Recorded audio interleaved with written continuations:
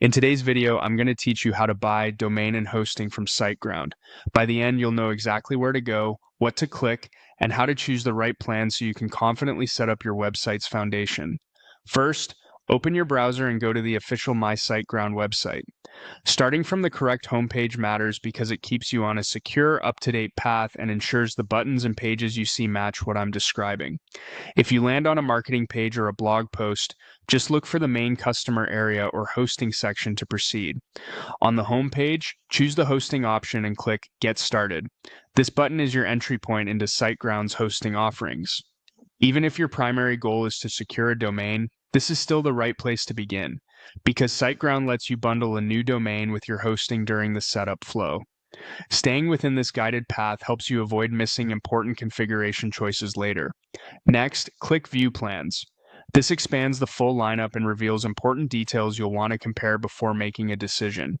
As you review, pay close attention to what's included in each plan, the introductory price, and the regular renewal price. Many providers show a promotional rate for the first term and a different price after that, and SiteGround is no exception, so it's smart to note both. You'll also see storage allowances, performance features, and tool sets that can save you time as your site grows. You'll see 3 core hosting tiers: Startup, Grow Big, and Go Geek. Startup is ideal if you're launching a single website and want a straightforward, reliable foundation with enough resources for a small to medium site. Grow Big suits users who plan to host multiple websites or expect faster growth. It typically adds more server resources and helpful tools like staging and on-demand backups that streamline updates.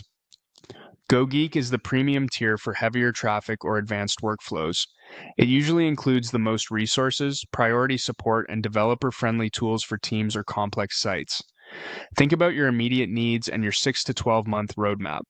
If you're unsure, GrowBig often strikes a practical balance between flexibility and value, while Startup remains a cost-effective entry if you're testing the waters.